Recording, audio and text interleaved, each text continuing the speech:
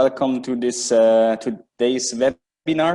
But with no further ado, today we have Subendran with us. So Subendran is an insurance advisor with Howden Insurance Brokers in Dirnbahat, and today he's going to talk about the topic of surviving the business interruption through business continuity.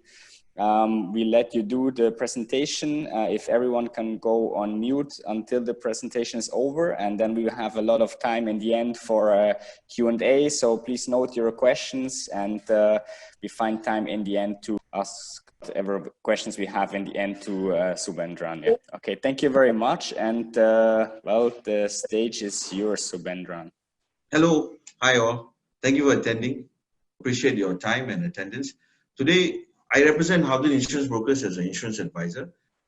My two colleagues who are risk consultants, senior risk consultants in the industry, Mr. Kenneth and Ms. Abby Phua, they will take over for me to discuss the areas that they specialize in, which is claims, fire related, or anything insurance related. These two good people know about it. So one is Abby and the next gentleman is Kenneth. Kenneth has more than, I would say, 40 years experience in claims and services, because he's way senior than most of us here. So I will pass the mic to Kenneth to take over for me. Enjoy the session. If you have any questions, you can write it down and keep it to the end when we have the Q&A. Thank you. Back to you, Patrick. Okay, yeah.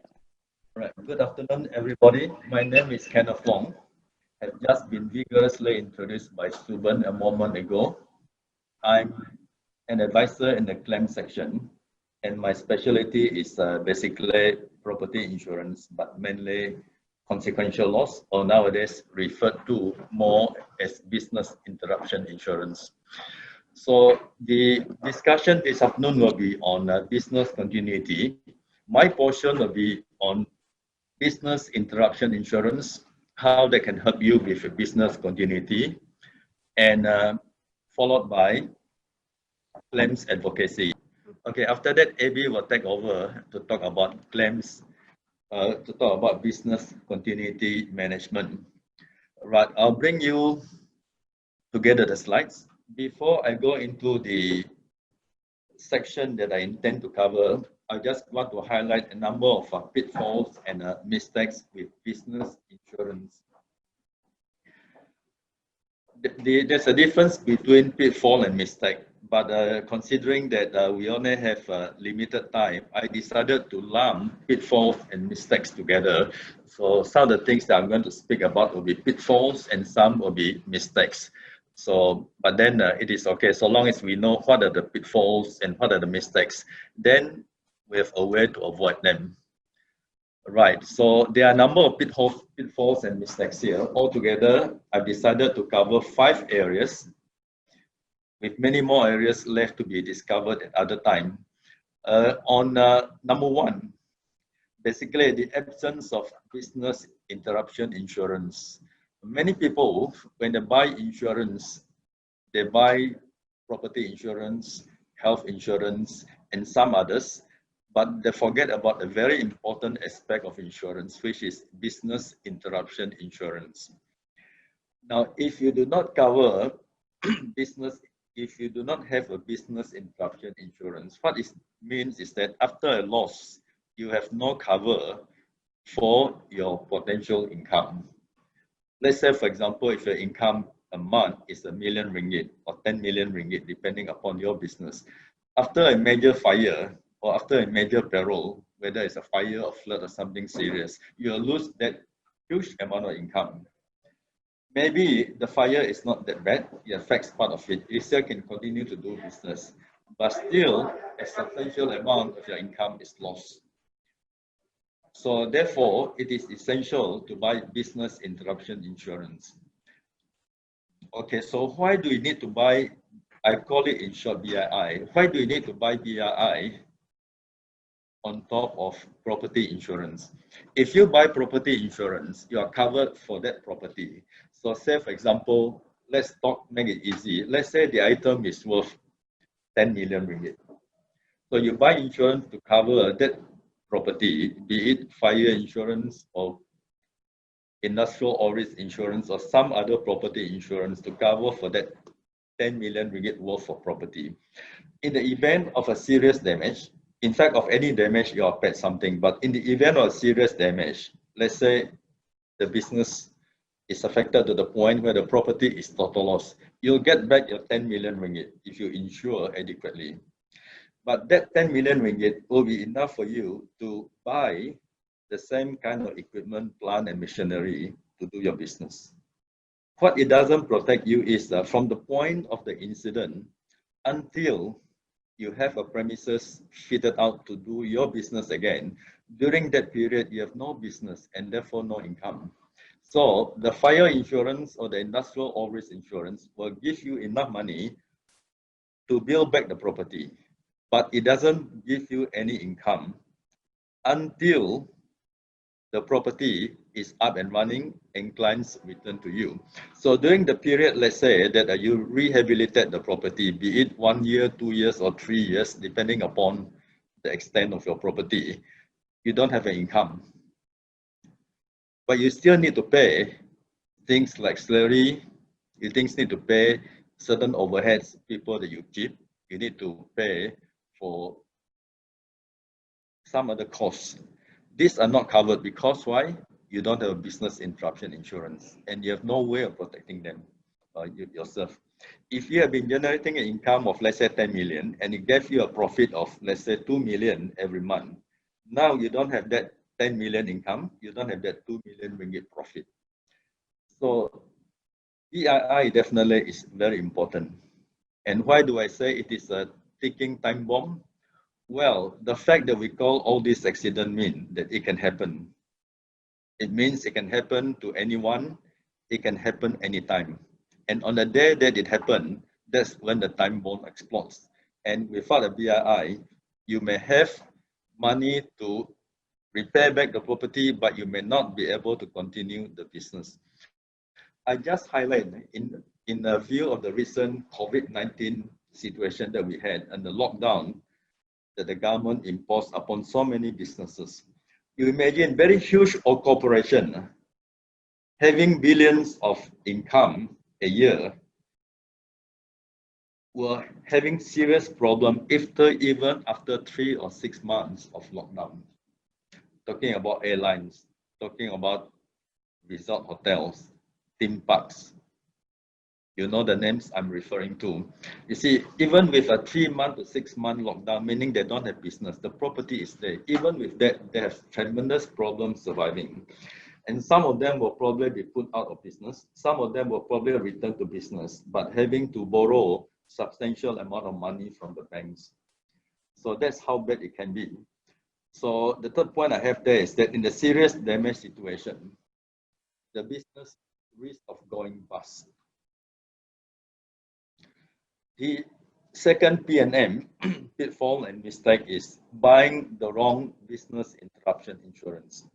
Well, we may be all eager now out to buy business interruption insurance. If you are not careful, and the person who packages the insurance for you may not package you the right insurance. And you may have a situation where the damage is serious, but you may not have a claim.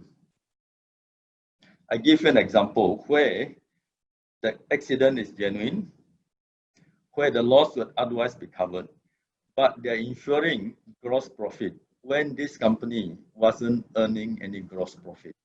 So when you insure gross profit on a company that's not earning gross profit, you're not going to be able to get your claim paid, no matter how you arrange it, because you're arranging the wrong insurance for your protection. So for that kind of company, the right way is not to buy a gross profit insurance, it's to buy some other insurance, be that standing charges insurance, increase in cost of working insurance, or other relevant insurance that will protect you in terms of covering your overheads, or in terms of at least paying you for additional costs to restart your business. And of course, by that, it means you wasted your premium and you're not protecting your needs. The other P&M is buying the right business interruption insurance, but due to wrong advice, buying wrong composition of insured expenses. As we know, all businesses have expenses that are variable, expenses that are not variable. We probably call them overheads depending upon the company. And then at the end of the day, the difference between your income and the two elements just now would be your profit. So if you are buying a business where you exclude non-variable from your composition of the sum insured, when they calculate out the claim, a lot of your standing charges will not be paid for. There are also incidents where people buy BII, but they include many variable charges into the gross profit calculation. And when they list out these variable charges, an accident happens, the variable charges go down corresponding to the reduction in volume of business. So in reality, you do not suffer a loss in relation to those variable charges. To ensure that would again be a waste of money. Or the composition is such that you have got elements of overheads and elements of variable. There again, because you are insuring variables, that variable element will be a waste of your premium. And at the end of the day, you've got a policy that do not compensate you for the amount of your loss, which again would be a disaster, especially if a lot of variables are insured, but on the other hand, a small quantity of overheads are not insured. Next one is buying too little business interruption insurance, too little BII. It is a huge misconception by very many people that if I insure 100 million, I'm going to get paid up to 100 million. If the loss is more than that, it doesn't matter. I'm prepared to sustain a loss of up to 100 million. But bearing in mind, if 100 million is too little for your insurance, assuming you need to insure 300 million ringgit, sum insured, you're only insuring 100 million ringgit. What does that technically mean? It means you're only insuring 1/3. You're only insuring 1/3, meaning in the event of a claim, you're not going to get your amount of the loss. You're going to get a 1/3 of the amount of the loss. If you are losing 100 million, which you think you'll now be able to claim in full, sorry, 100 million represent 1/3, meaning in reality, you're only getting 33.3 million. So that's how dangerous it is to assume that by underinsuring, it doesn't matter, I will still get up to the amount that I lose. No, you only get that proportion of what you lose in the same way that your sum insured bear to what you need to insure. So that's a big danger there.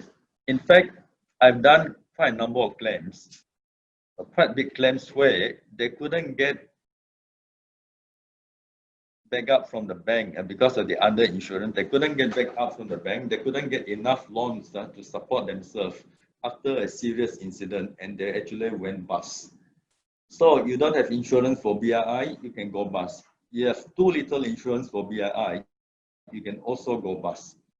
So BII is the answer, but we need to arrange a suitable BII. The third point is, this is very common. I do claims for, I think 1/3 of a century. So I went through quite a lot of them. In Malaysia, we have this belief or assumption that we don't have earthquake or we don't have typhoon. And some people say, oh, my property is on high ground, I have no fear of flood. Then when there was a flood, they say, this thing never happened in this place. For the last 2 generations, my father, my grandfather, we never had any flood here. It's high ground. But now suddenly we have a flood. Precisely what you consider might not happen, may happen, because the ground level is changing. Some places they are higher, become lower. Some places lower, become higher. And you might have experience of flash flood, which is the most common cause of flood nowadays. The other thing is you might say, oh, what about typhoon? Oh, Malaysia has strong wind, but we have no possibility of a typhoon. I will tell you, akan datang. Yeah. You know, I was in Sabah when the tail of a typhoon called Greg, G-R-E-G, hit Sabah. so many properties were damaged. So many properties were damaged. In fact, at that time, all the adjusters from throughout Malaysia went to Sabah to back up the adjusting firm there to do the claim. Because why? So many properties were damaged by typhoon.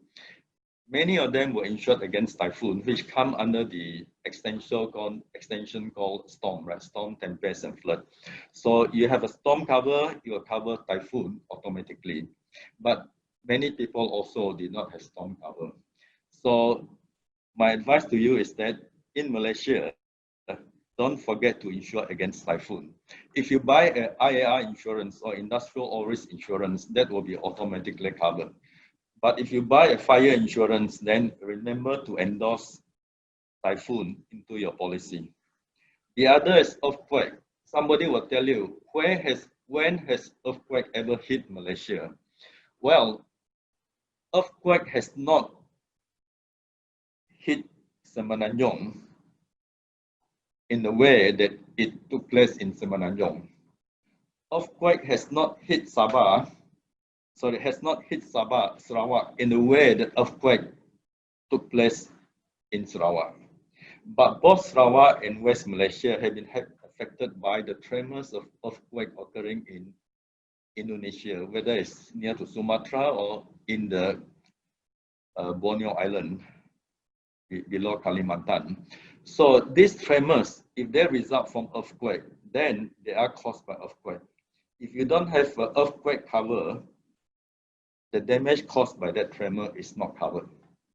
And don't forget that an earthquake may generate flood, but we don't call it flood, we call it tsunami. In insurance, a flood generated by earthquake is defined as tsunami.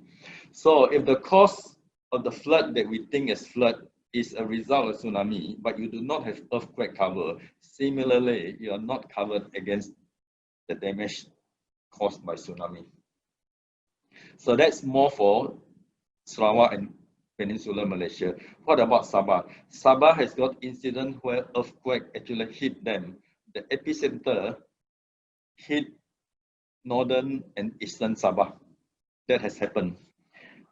But luckily for Sabah, the magnitude of the earthquake had not been more than 7 on the Richter scale. So it is not bad, but there has been property damage. But the bigger fear for all of us is, just as in years past, there were not many strong wind, but now more and more strong wind are coming. In years past and until today, we may not have many earthquakes here. But don't forget, we are beside the ring of fire, meaning soon, at any time, we do not know, but it is akan datang, right? At any time soon, this movement of the plate under the earth will shift to the point where an earthquake can actually hit West and East Malaysia. That is something that is not just a possibility. To me, it is a question of when. So when an earthquake hits a place, the whole place may be reduced to rubble. If you recall the worst earthquake that hit New Zealand, Auckland, some years ago, my company was involved in dealing with the claim. Some of the property were basically reduced to the point where they become molten rubble. You go there also, you can't see the burnt remains. It's all molten now. You can't tell what was there anymore. And some of these places could not even be inspected for the first 6 months because they were so badly affected and access into the location was not possible. So to me, the weather is changing and the ground below is also moving. Therefore, don't forget to insure yourself against these 3 perils, right? Flood. Most people in Malaysia now buy flood. There are people who still don't buy flood, but the risk is always there. Typhoon and earthquake, when they hit, it can be very hard. And I tell you 2 things. I've done a lot of overseas catastrophic claims. When a typhoon or earthquake strike, it strikes and affects a big area. Sometimes it affects a province, sometimes it affects a whole state or a whole country, depending upon the size of the state.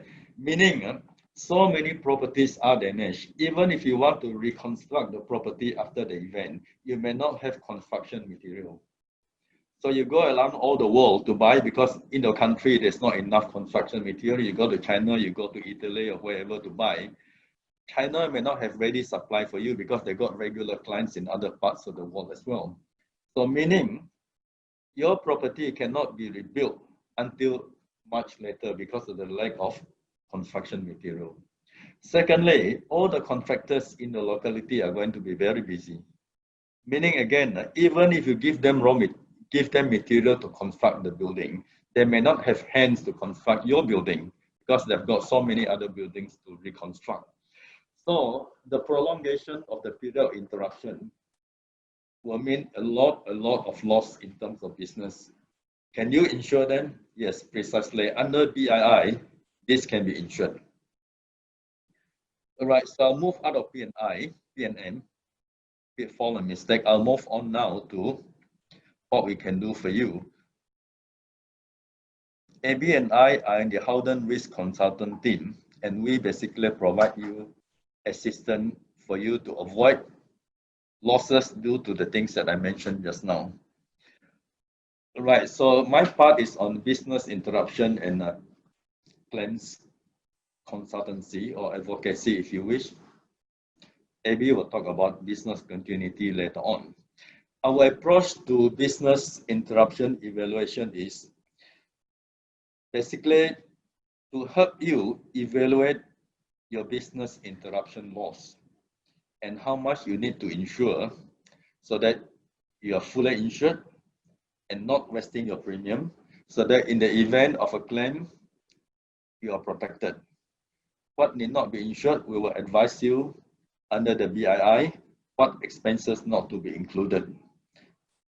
And even if you buy, let's say, a BII insurance, we'll also tell you whether you should buy gross profit, revenue, standing charges, rental, or very specific standing charges on the insurance. Or do you need to only buy increasing cost of walking insurance or additional increase in cost of walking insurance or a combination of both?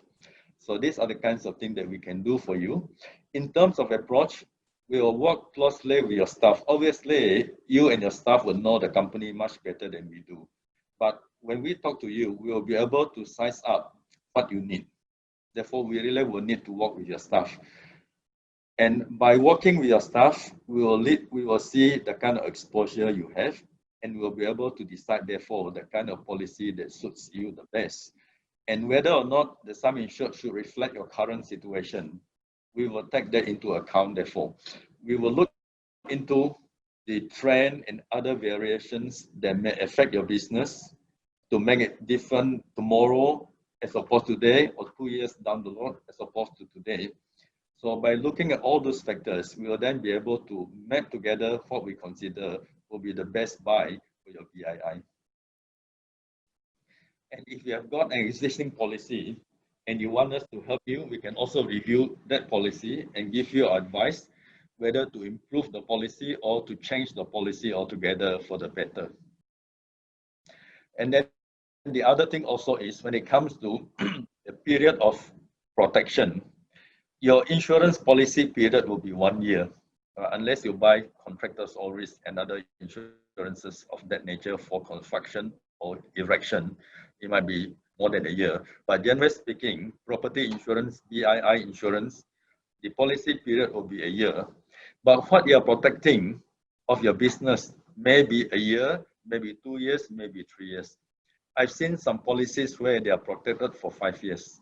So we call that maximum indemnity period 5 years. So you can buy your maximum indemnity period for a period that we can assist you will be sufficient to cover your business loss. Right, I'll move on. Time is running short. I'll move on to what we do. After evaluating your BI, we will recommend improvement to you. And if you wish, we can even provide you a report which may be helpful for you. Let's say you go to the bank later on, you can show to them that you buy insurance that is in compliance with what specialists recommend. That will be very good for your loan purposes. Right, so we will help you to select the right type of BI policy, the right maximum indemnity period, the right amount of sum insured, and what clauses to include in the policy so that you are properly protected. All right, the next element that I'm going to talk about is claims advocacy. What is claims advocacy? Basically, when the claims occur, you tend to have many problems. Not only is the claim problematic because it is causing you, what do you call it? It is causing you a flow out of money, like you need to buy this and that when you don't have income. But there are also other things that can happen in the claim. Number one, your claim being turned down by insurer. Claim is not payable. Okay, you all probably have experienced that. Number two, there's delay in the submission of claim details. Maybe because you don't have people to work together, to work with the adjuster, to go through this claim detail and to retrieve those documents from your archive. Number three, it might be not your problem, but the delay by the adjuster. Then it may also not be your problem, but by delay by the insurer in processing your claim. And finally, after having decided to pay your claim, they pay you an amount that is not fair to you. Does this happen? All the things that I mentioned are things that I've seen in my life. So they are all possibilities, they are all realities. So we, of course, when we provide you services on claims advocacy, we will help you to overcome all this. If the claim is turned down because of very specific reasons that are not covered by your insurance, you buy a fire insurance, you have a theft loss, then you cannot claim the theft loss from a fire insurance. You can't do much, you can't do anything about that. Or you buy insurance policy issued but your premium has not been paid within the 60 days grace period. We can't do anything about it for you as well. But on all the other technical issues, we should be able to help you very well. We will help you to manage your claims and all the facets of the claim procedure so that, number one, the adjuster handling your claim will give you prompt attention. An insurer of your claim will also give you prompt attention. Why? Because we will knock on the doors about your claim. So when we are involved, we can help you to speed up the processing of your claim, leading to eventually a resolution of your claim which will be fair to you, at least fair to you. What you deserve to claim, we will help you to claim to get the amount. Right, and certain points along the line of the claim, you might be required to make some necessary decision in relation to the policy. For example, you have a reinstatement value clause, and then you have got this property that have got to be reinstated. However, you're not going to be able to do it in 12 months because of various reasons, blah, blah, blah. With these kind of things, we'll be able to do it with your insurance company to help you to get that extra attention and that extra time limit. The other is that we are familiar with stakeholders of the insurance companies up to the point of the reinsurers, the adjusters, and the contractors involved in many of the claims that insurer appoint or seek help from for resolution of the claim. We know these people, so we can hold meetings on your behalf or together with you to discuss with them so that your claims will progress smoothly. Right. The other part is what we call claim preparation. It is a component of claims advocacy, where you may not need us to help you all the way, but you'll need our service just to help you prepare and present the claim. That we can do as well to prepare the claim so that it is professional, it looks good, and insurer will have lesser problem settling your claim. And at the same time, will be able to settle your claim faster. So when we do that, it means we'll help you to go through your figures, go through to extract relevant documents, certify and validate this for insurers to look at. And if there's a need, we are involved from an early stage. We also help you to quantify your loss, meaning help you with going to the quantity and description of the items, including taking sufficient documents like photography and so forth, so that if there's any dispute at the end of the day, even if it goes to court, the evidence that we have are enough to fight the case in court. Right, and we'll also help you to mitigate your losses in a way the insurers would respect. That will mean that it will be easy for them or easier for them to resolve your claim, and also, if necessary, to make interim payment, which we will also seek for you in the event that your claim is large. Interim payment means if your claim is going to be investigated, insurers feel that they want to pay your claim, then they don't have to wait until the adjuster has submitted the final report, which can be 3 months, 6 months, 12 months, or 2 years later before they make first and final payment. So if your claim is big along the way, whether it's 3 or 6 months, we know the size of the loss, or at least the estimated size of the loss, then we can help you to seek interim payment for your claim already. So let's say if your claim is, let's say 10 million. Maybe 3 months after the incident, we can already help you get 3 million as an interim payment, and the balance will come in after the adjuster has finalized the report. So that's for claims preparation. Right. Other benefits in terms of claim preparation are, now if it involves business interruption, the claim is going to be very complex. There are very few people who know how to prepare a claim for business interruption. So if you leave it to the adjuster, even if they profess to be independent and professional, there are too many incidents where they cite the insurer and not you. So we are here to help you to make sure that you get what you are entitled to. Right. And the second thing with this claim preparation is you can actually put that clause in your policy. And if the clause is in your policy and worded in such a way that you are entitled to use outside party or contractor or professional to help you prepare the claim, then the claim preparation clause, the cost that we charge you, will be claimable under your insurance, subject to you having the claim preparation clause. Right. So that means even the cost of hiring us for the job doesn't have to come out of your pocket.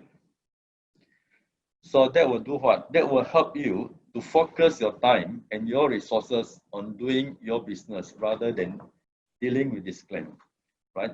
We'll take away that portion from you so that you don't have to be busy doing something that you're not used to and something that's not even related to your business.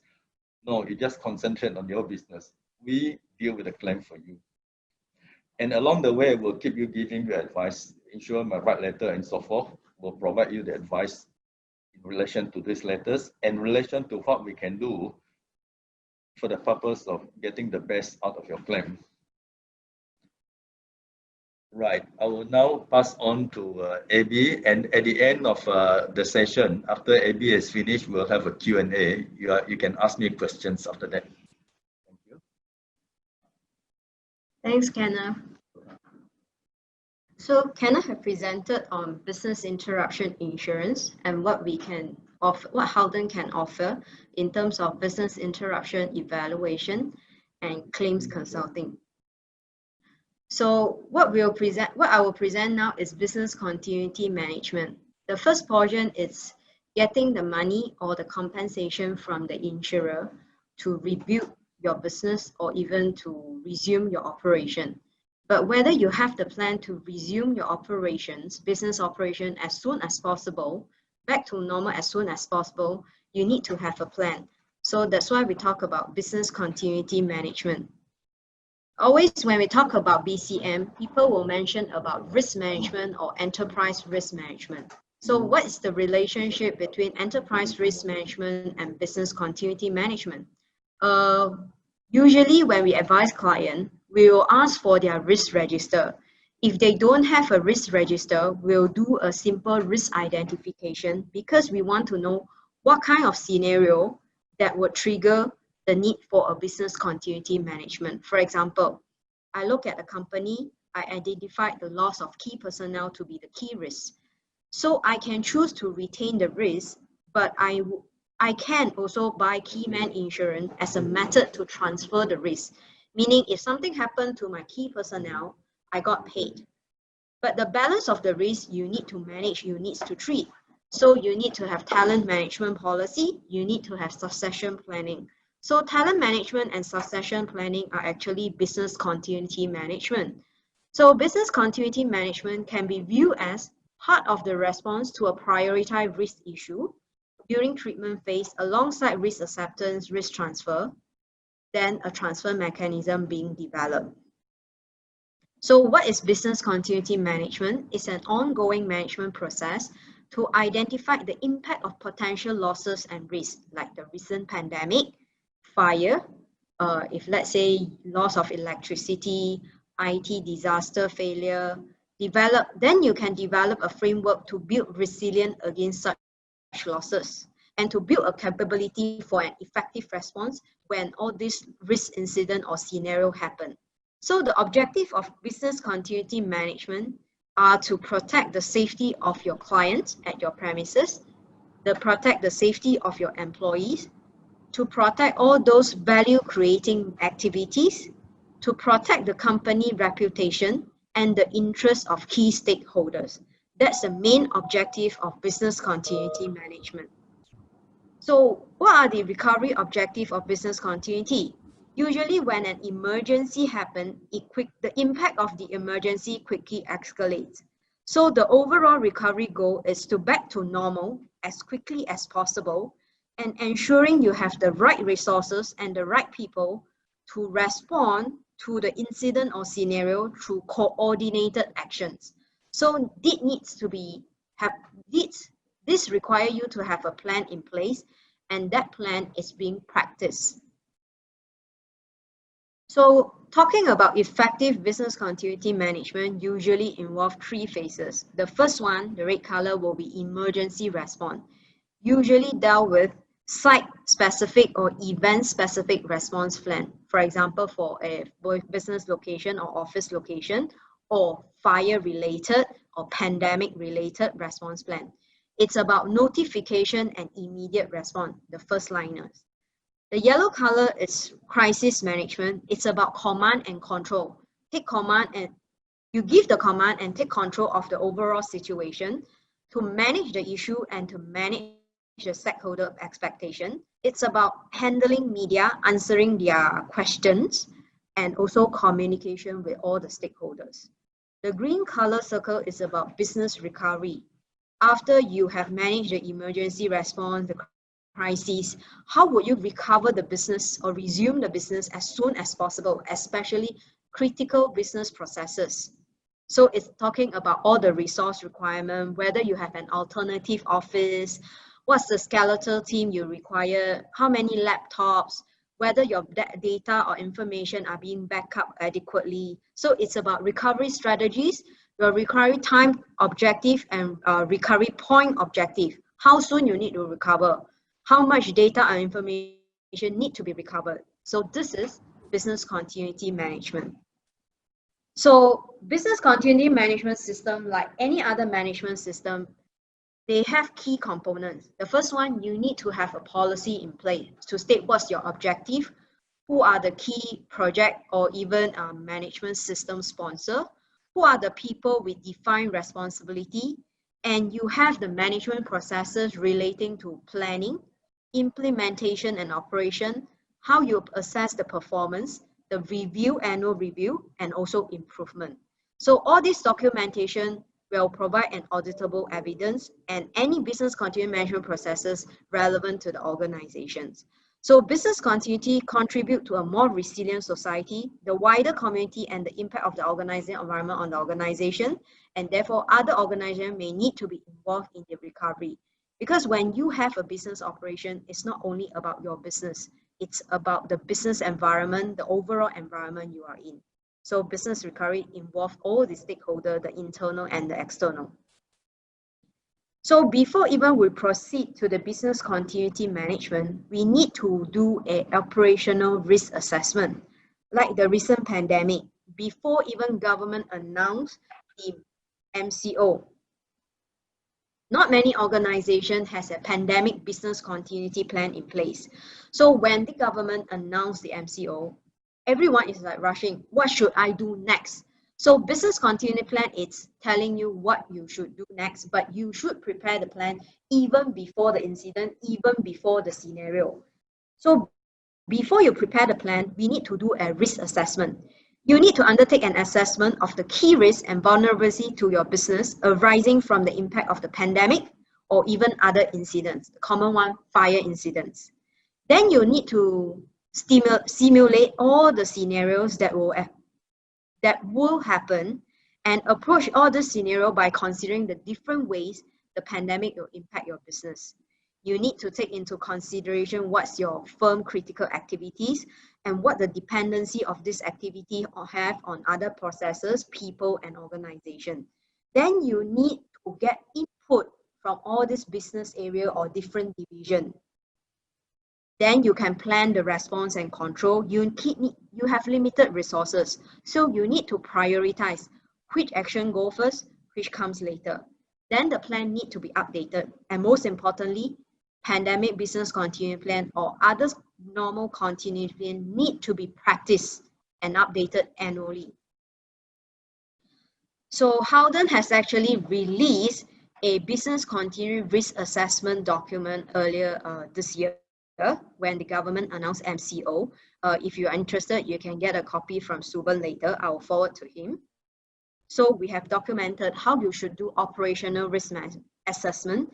It's not a complete document, but if you need any advice, you can always contact Howden Risk Consulting. So pandemic business continuity it's divided into few approach. Global approach, when they announce even SARS, COVID-19, they have pandemic influenza preparedness and response, WHO, World Health Organization. For Malaysia local approach, they have National Influenza Pandemic Preparedness Plan, developed in 2006 following the Nipah outbreak in 1999. It was tested during the 2009 H1N1 outbreak. It's a crisis preparedness and response center. For organizational approach, you should have your pandemic business continuity plan. For example, if you have your business continuity plan for the overall organization for under incident, it's all right, but you need to insert this pandemic business continuity to make your BCM more complete. It's essential. So this is what we have developed for Howden Malaysia organization before the government announced an MCO. First, we developed the pandemic business continuity management organization. The tone has to come from the top. So we have our BCM program sponsor, which is our chairman. Then we have our BCM program manager. Then we establish our own emergency response team, meaning if let's say any suspected COVID-19 or any confirmed COVID-19 happen in our office, who shall be informed and what are the actions plan need to be taken. It's handled by emergency response team led by our HR manager. Crisis management, it's when we need to close our office because there's a positive COVID-19 case. How should we inform all the staff not to come to office? Do we have an alternative office? How should we send or distribute the message? Everyone has their mobile phone number. Can we do a call tree effectively? That's under crisis management. And if let's say we have an alternative office, how should we send all these people because our alternative office is smaller? So how many staff can be sent there? So for each team, for example, we have 10 teams. So each team can send only 3. So who are the 3 people that can be sent to the alternative office for how many days? So we need to do the schedule. That's about business recovery. After pandemic business continuity management organization, not many organizations has actually developed activation and escalation procedure. So when Singapore government announced that the situation is orange, what you should do? You should activate your crisis management plan, emergency response plan, or business recovery plan. Or when WHO announced that this is a pandemic or before pandemic is an epidemic, what should you do? So we should have an activation and escalation procedure so that you know when Singapore government or even WHO announce that it's pandemic or it's orange or yellow, what are the actions that we need to take, or what are the plans to be triggered. So this is about activation and escalation. So a practical plan, if you try to Google online, pandemic business continuity plan, a lot of resources online in different format, Word format, PowerPoint format, diagram, wordy format. But the process involved, the steps involved is almost the same. First thing first is to know your business priorities. If let's say you are dealing with customers, but who are the suppliers? So you need to identify the key stakeholders. Then you need to analyze the risk of a pandemic on your business operation, how it would affect you, affect your supply, affect your customer, affect your staff. What are the risks? Then you need to reduce the impact to a level that you can manage or within your risk tolerance. You need to identify response actions. If let's say MCO, I cannot come to office, can all my staff work from home? Do we have enough laptop? Do we have a VPN? Can we have effective communication? What are the delays on all this communication? How should we manage that? How should we inform all our clients and suppliers? What are our alternative communication method? Then only you design and implement your BCP. Communicate your plan. If let's say I develop the plan, I keep the plan with me, but I didn't inform, for example, my subordinate or other team members, no one will be clear about the plan. They don't know what happened. They don't know what to do. So most important for business continuity management to be effective, it's communication. And last but not least is to test your plan. Yes, pandemic, we test our plan, but next year, we shall test our plan again because incident could be different, scenario could be different. Maybe some people change their mobile phone number, so we need to do the call tree again. So 7 steps involved if you want to develop a practical plan. So how then we can help client to develop business continuity program, management program, whether it's pandemic related or all other risk incident or scenarios involved. So we'll work very closely with client to develop the full program covering all aspects of business continuity management, including emergency response plan, crisis management plan, and business recovery plan. The benefits of a BCM program is actually to build organizational resilience, to ensure your business is up and running in the shortest possible time following an interrupting event, for example, fire, evacuation, earthquake, pandemic, loss of key personnel, etc.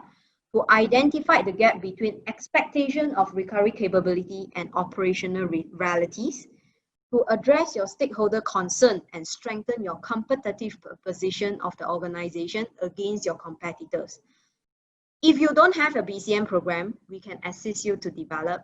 If you have an existing BCM program in place, but you are not too sure whether it's complete, it's sufficient, we can assist you to review against ISO standard and tell you where are the gaps, what are the areas for improvement.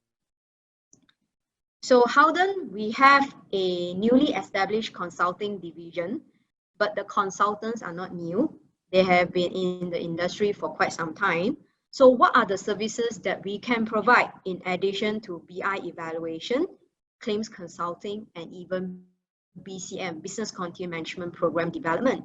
We can do property loss control. We have 2 in-house surveyors.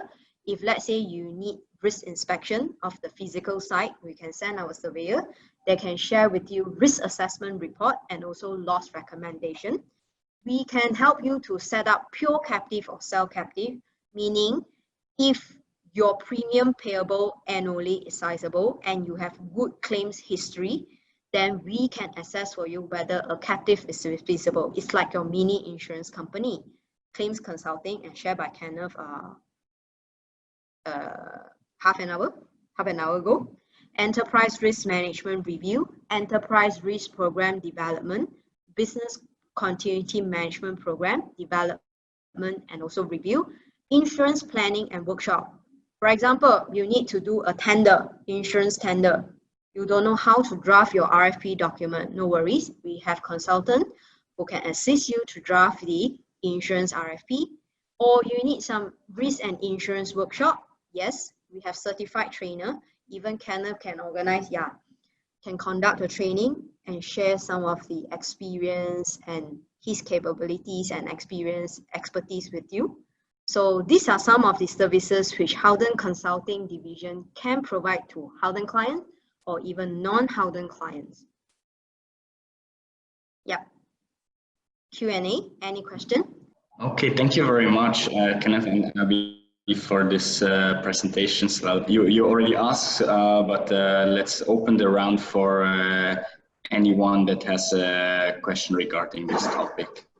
Just unmute and ask. Maybe I have one question for Abby. When you just mentioned like the business continuity plans regarding IT and IT infrastructure and access. So I understand you focus is mainly on the assessment, right? So you're providing a report, but then what you do with the mitigation? Do you like work with partners that help to mitigate those risks, or what is your approach? The services which we provide is actually to review the business continuity portion, meaning we can help you to develop your plan. We can, if let's say you have existing plan, we can help you to review, but our opinion or recommendation or advice will be solely related to business continuity management. We can't help you to devise the IT disaster recovery plan because we're not an IT advisor, but more towards the business continuity part. It's like how to make sure that you have a ISO standard business continuity plan. Okay, I understand. Yeah, I mean, I'm running an IT company. That's why I was asking, and we're building mostly remote access solutions, also like virtual desktops or VPNs. So that's why I was just wondering.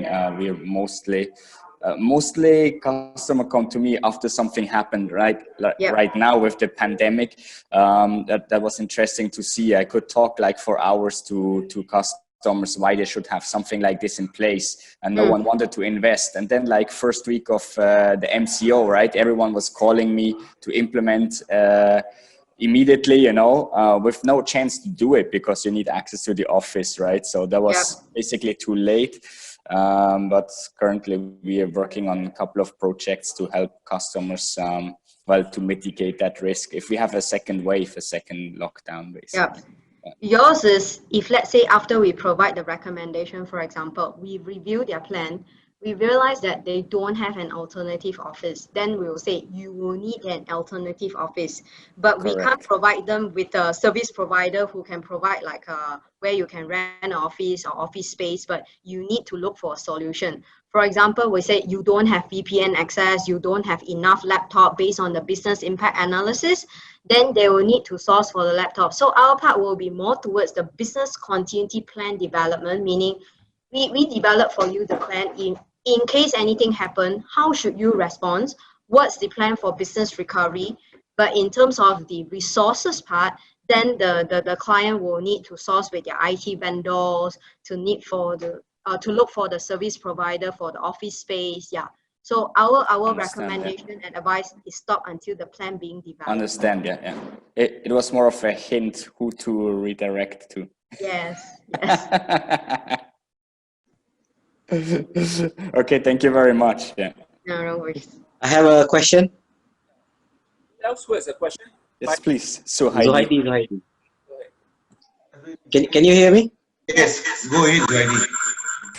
Okay, since Patrick mentioned something about second wave, what is your risk assessment of the possibility of a second wave lockdown, if you have any? I mean, there is a possibility of a second wave, as you can see in the other countries that claim, like Korea and China, to have eradicated it. But obviously it came back. So I would say the possibility is extremely high. And you can look at the last few weeks, our numbers have been going up. So after this presentation, I would advise you all to prepare for a second wave. Right? Right now we are in the second wave, but what is the possibility of the lockdown? Lockdown is, if the numbers get higher, definitely there'll be a lockdown. Like what Singapore did. You got a very clear example in Singapore. They locked down, they opened, and they locked down again. Is there any like, is there any like restriction for lockdown? Sorry? Is there any risk threshold for lockdown? For example, I can't. That's why Yeah. we can't predict this, Zoidi and the rest. That's why we prepare in advance. We use risk management and we prepare in advance for all potential reoccurrence. Because from past experience, you can see it has happened. A second wave has happened in many countries, not a few countries. Singapore, China, Korea. It has happened. America, India, there's no second wave. It's just continuing to get bigger and bigger. China, India. You look at our country, what our government has done. Countries where the infection rate is above 150, they're not allowing people, citizens of that country, to come into Malaysia. These are all steps they are taking to mitigate any kind of second wave. But there is no guarantee. There's no one in the government or Ministry of Health or even the Director General of Health can say it will not happen. But what we can see from our numbers, our cases are growing. And then if it hits a certain number like the last time, they will shut down the country. Maybe a full lockdown or partial lockdown, we don't know, or by sectors.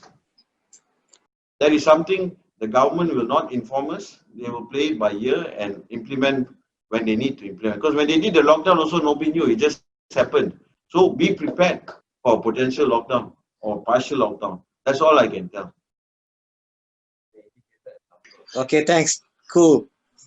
They're going to enforce it. That, as Kenneth is saying, if cases go above 101, they will impose some kind of restrictions. Yesterday already. It's 100 already. So they'll continue to monitor how many go, what is the rate every day. If we continue, say, for 1 week, 100, there will be some implementation or some form of restrictions. Anyway, just now Johaidi was talking about whether there's a risk of another lockdown or so. But actually, to be frank, if you look at things like there is a possibility, every possibility that another form of virus or something could happen, because this one is one form, okay? Nothing can stop another form. So I think if companies can have their way, they should plan for it. I think this common business protection things that you have done so far for industry. Can you give some example? A certain type of industry, what do you do and how did you have some examples? Okay. Okay. I guess even before the pandemic, we have inquiry coming in to say that, okay lah, in addition to the pandemic, most of the requests after the pandemic or after the MCO is to ask us any way for us to save. For example, we are paying so much premium, our claim history have been good. What can we do to save a portion of our premium? So that's why we propose to them captive. But there are also company or client come to us to say that we have business continuity plan in place, but when the government announced that, okay, it's our MCO, certain industry can reopen or businesses can be reopened, client did approach us and say, can we have an SOP for, if let's say I want to reopen the business, to resume the business, what should I do? What are some of the best practices? So there are entertainment industry. Some of them have sent their plan to say, we want a review. So we are still dealing with them in terms of how should we do the review, because now it's online. We cannot go to their office. So there are inquiries. But in terms of best practice, it's still back to what we can do for them lah. So for my project, it's always enterprise risk management and business continuity management related. So what they have approached is actually to enhance their risk identification and risk assessment process and to review their existing plans so that it's more complete for the next incident or scenario, be it whether it's pandemic or not. So that's what we have done for our client. Daniel, you're on mute. Did that make sense to you? Okay, yeah, thank you so much. I think Vicky has got a question. Hi, Vicky. About the keyman insurance, yes, Howden we can provide keyman insurance, but under a different division. So we can arrange a chat through Suban with you so that you can find out more about keyman insurance. Okay, he said okay. Okay, I think anyway, anyone has more questions can... Brother Zoidi, do you all have some risk management sorted out? If there's a pandemic and your your LEs and your lawyers access their office, their PCs, their servers? I don't think we have any special protection on that. So it's very much ad hoc, just during For the last. example, when the first lockdown happened, how did it affect your office? I think we did like most of everyone else. We manage costs and we control cash flow. So far, there has not been much casualty, and things has improved drastically after that. So we're hoping there would be no second wave lockdown or anything like that. Then I think it will be a total disaster to us and also for everyone, I think. One of the side effects of the lockdown was just before the lockdown was announced and it was going to happen, people were basically given 5-6 working days to get things in order. You couldn't find laptops and PCs. It was sold out. The companies that had money started buying laptops for their staff.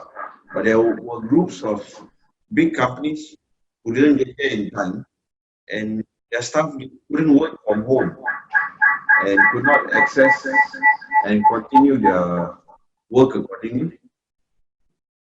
So those are things you all need to take into account and look into in your businesses. Okay then guys, if you all have nothing else to say or ask, we will call it a day. Thank you for attending. Appreciate it. You can email us. You all have my email address. Please email me and I will pass it on to Kenneth or Abby respectively. Vicky, drop me a line and we'll talk about Keyman Insurance. To Howden Insurance Brokers, thanks a lot, Subendran, for setting this up and organizing this sessions. Kenneth and Abby for your presentations. I think it was very helpful to understand. Thanks to everyone who made the webinar today. And don't forget, tomorrow there's another webinar with the Vietnam Malaysia Import Export, the VMBIS at 2 p.m. So those who signed up, please join tomorrow also in time. Thank you very much. And we announce the next webinar soon in the group.